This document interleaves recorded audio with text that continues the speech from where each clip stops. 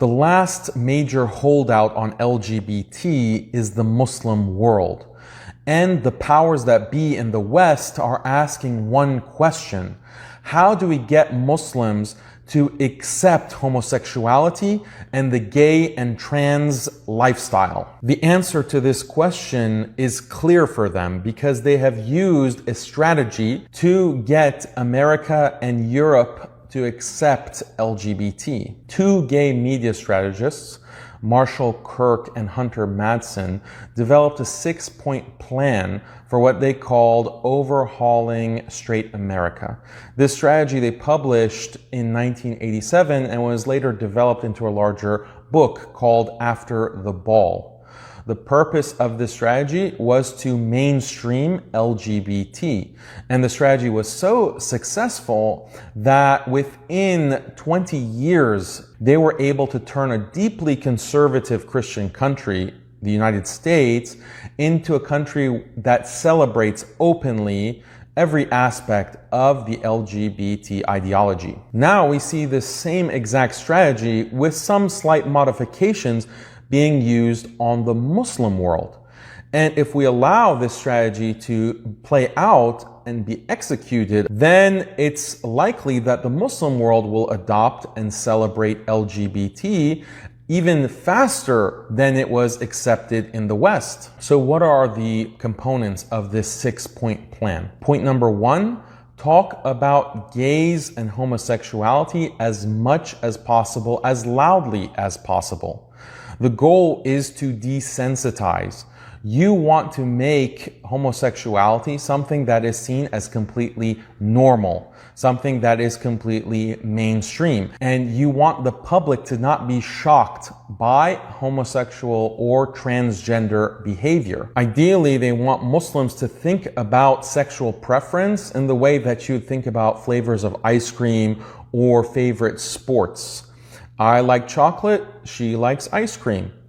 I like cricket, he likes football. I'm heterosexual, she's homosexual. This is the kind of normality that they're aiming for. Key to desensitization is to introduce gay and trans elements through cultural venues, TV, movies, music, books. And that way you're going to accelerate the desensitization and the normalization process. Point number 2, this is critical.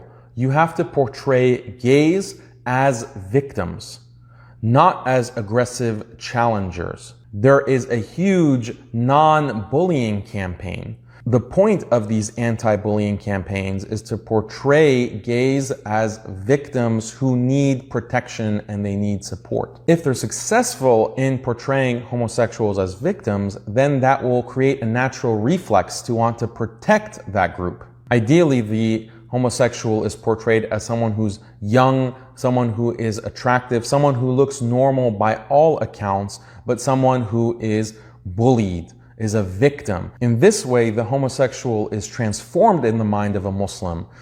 In the mind of a Muslim, homosexuality is associated with Qawm Lut, and they were by no means victims. They were in fact the aggressor. But through an anti-bullying message, the homosexual is transformed into an innocent victim and indeed a symbol of innocence in need of protection. Point number 3, give the protectors a just cause. So anyone who's outside of the newly identified victims, the LGBT community, takes on this protector role. They need a just cause that they can rally behind. What is this just cause? You can make it about diversity, and this is something that Muslims already value because of Islam. So make LGBT a part of the diversity that Muslims can celebrate. You can also give Muslims the just cause of protecting rights. Protecting huquq is an important part of standing for justice within Islam. Muslims are not going to support the homosexual act itself. So that has to be decentered. What should be the center of concern is anti-discrimination. Are you going to discriminate and bully and unfairly condemn these poor innocent victims? That's the narrative that needs to be propagated throughout the Muslim world. By focusing on anti-discrimination, no longer is homosexuality about men penetrating each other's rectums in a kind of sexual fetish. That's not a cause that anyone would get behind. In fact, it's a cause that Muslims would be repulsed by and would reject. But if you change the conversation to be about anti-discrimination and something positive, like the fight for liberty, the fight for rights, then that becomes a positive message that Muslims might be more inclined to support. Point number 4 is really subtle. Emphasize that homosexual behavior is haram. Now, this might seem counterintuitive. If you focus on the haram aspect of this behavior, wouldn't that move Muslims away from LGBT acceptance? But there's this element of reverse psychology here. Because if you emphasize the haram aspect, it makes you seem like you're a staunch defender of Islamic values. This then gives you space to promote anti-bullying or even all-out support of LGBT rights. The argument that can be made is that, yes, morally, LGBT behavior is haram, but we have to support the rights of this victimized, marginalized minority. This is a kind of Trojan horse that fools the Muslim community into thinking that LGBT behavior is haram, but supporting LGBT rights is perfectly halal and permissible and even praiseworthy in Islam, when in reality nothing could be further from the truth. Supporting LGBT rights is just as impermissible and haram and blameworthy as supporting the actual behaviors entailed by homosexuality and transgenderism. But this kind of bait and switch makes it easier for those who are more ignorant about Islamic values in this situation to accept LGBT normalization, LGBT rights, and so forth. Some of the more prominent Muslim preachers and academics in the West have been using this strategy for over 10 years, and what they've been able to achieve is getting the Muslim community in America especially to be more open to the idea that it is permissible for Muslims to support LGBT rights and to align with a LGBT political program. Now, those same preachers and their message is being exported throughout the Muslim world, and Muslim preachers in the East are learning from this strategy. They're very clear-cut and hard stance on homosexual behavior being haram in Islam, but we have to support LGBT rights. This idea is slowly starting to creep into mainstream Islamic Orthodox discourse. Point number 5, make the victimizer look bad. Make those who oppose LGBT as oppressors, who are old, they're out of touch, they're on the wrong side of history, they don't get it, they are intolerant, they are bigots. This is an important part of this victimized oppressor dynamic that is the framing of the entire LGBT proliferation movement that you want to create in the Muslim world. If this marketing campaign is successful, then the average Muslim will not want to associate with anyone who is anti-LGBT or in any way opposes that program. At first, this will create a culture of silence where the average Muslim doesn't want to risk speaking out and looking like a bigot or being accused of intolerance. Eventually, that culture of silence will allow the full LGBT program to get into full swing. Point number 6 is taking a step-by-step strategy for legal reform. In many Muslim countries, they have laws against homosexuality that have criminalized homosexual behavior. These laws used to exist in the West as well, punishing homosexual behavior and sodomy, but those laws were abolished, and step-by-step legal reform has taken place to completely transform the legal architecture within these Western countries. To replicate that in the Muslim world requires the same step-by-step process. We can understand this as khutuwat shaitan. When you have hudud, an actual capital punishment for homosexual behavior in certain Muslim countries, you're not going to be able to change that overnight. So you have to focus on less controversial issues. So the first step is to abolish hudud. What Western powers and NGOs already recognize is that some Muslims are already uncomfortable with the idea of hudud. They have, through years and decades of programming, been conditioned to see hudud in the Western lens as something that is barbaric. So they've been already primed as a public to be for the abolishing of hudud.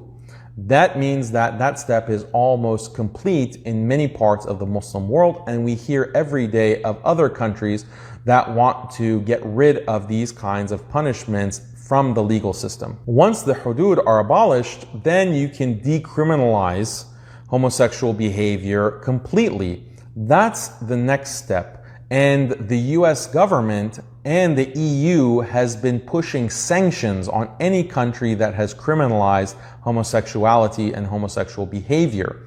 So there is already pressure in this second step to completely decriminalize these things. The next step is to legalize their social spaces. So gay clubs, gay bars, these should be allowed legally to function and to not be closed down by governmental authorities. Fourth, create a protected legal status. This means a person who identifies as LGBT will get certain protections under the law that protects against any kind of harassment or any kind of perceived abuse or harm.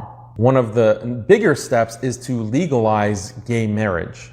And this will require a lot of challenges in the legal system, but activists have been working hard to change the culture over all these years to normalize and to desensitize. And again, the argument that will be made is that yes, homosexual behavior is haram, but people should have the right to marry whoever they want, and to prevent them from marrying whoever they want is a type of discrimination. This kind of legal reasoning actually makes no sense, and if you want to understand why, I have some links in the description that explain how there's no such thing as anti-gay marriage discrimination, but they will really push this point in order to change the law in Muslim countries to actually legalize gay marriage, and Western countries will no doubt push very hard for these kinds of reforms. The sixth step is to actually introduce hate speech laws. Now you have to criminalize those who speak against LGBT. This has happened in many countries. It's actually something that hasn't happened in the US as of yet because of the First Amendment protections that flimsily protect certain kinds of critique. But in many countries like Canada, like the UK, like in South Africa, like even Australia, there are hate speech laws that can criminalize anyone who teaches against homosexuality or any aspect of LGBT. So by this point in the legal process, things have really changed massively. And now you get to the point where you make LGBT education part of the schooling curriculum, where children are now going to school at the ages of 4, 5, and 6, and it is mandatory for them to be introduced to LGBT ideology and the idea that love is love, there's no problem with a man and a man getting together, or a woman and a woman, or if you're a boy, you transition to a girl, or vice versa. This is now part of the curriculum. Once you have that change, then it's really easy to require things like gender-neutral bathrooms. Basically, you dissolve any conception of gender separation. You make sure that every space can include men and women. You also require people to change their language. If a person has preferred pronouns, you make it a legal requirement to respect that pronoun usage. Next step, you have to put more controls on parents and the parents' right to opt out of the LGBT curriculum in school. And also, if a child decides, because of his LGBT education in school to change his gender, then you criminalize the ability of the parent to take the child out of that. Preventing a child from hormone therapy and transitioning from one gender to the other is categorized as child abuse. Finally, you remove all other legal restrictions and you make it illegal to in any way discriminate against LGBT, whether it's in your employment practices, whether it's with how you teach within your religious schools or your masajid. You criminalize anything that opposes the LGBT ideology, and then the full legal transformation is complete. Following this 6-point plan, the Muslim world can be transformed in just 10 years or 20 years max. Have you noticed these steps being implemented in your country? Who are the main politicians, the main religious figures, the main actors and media personalities, the main academics that are pushing this? Knowing the plan is the first step in countering the plan. They plan and Allah plans, and Allah is the best of planners. Allahul Musta'an. If you enjoyed this video, like and subscribe. If you want to study and understand this issue in greater depth and increase your faith in Islam with unapologetic answers to these kinds of doubts, then consider enrolling at Alesta Institute.